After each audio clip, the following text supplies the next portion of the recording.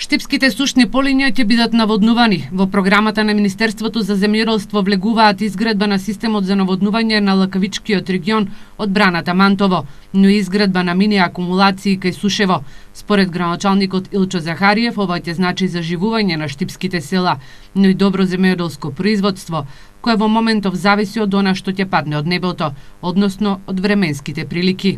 Единот е изработка на проектна документација за изградба на магистрален канал за наводнување од браната Мантово према Лакавичкиот регион, бидејќи со изградбата на таа брана се запусти цела Лакавица. Тоа ќе значи враќање на жителите, тоа ќе значи систем за наводнување за селата Пиперово, Лесковица, Сувоградо, Степенци, Пукче, Селце, Драгоево до Софилари, Лакавица.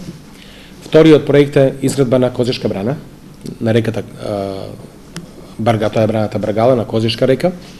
Мислам дека тој проект е многу значаен и битен и за водоснабдување во наредниот период на Штип. Захариев вели дека во наредниот период ќе следи изработка на проектна документација за брана на Судичка река, каде што на целото Судик пред повеќе децении се правени одредени истражувања. Според него, најзначајно е што владата донесе одлука и за изградба на брана на река Отиња, која ќе чини 2,6 милиони евра.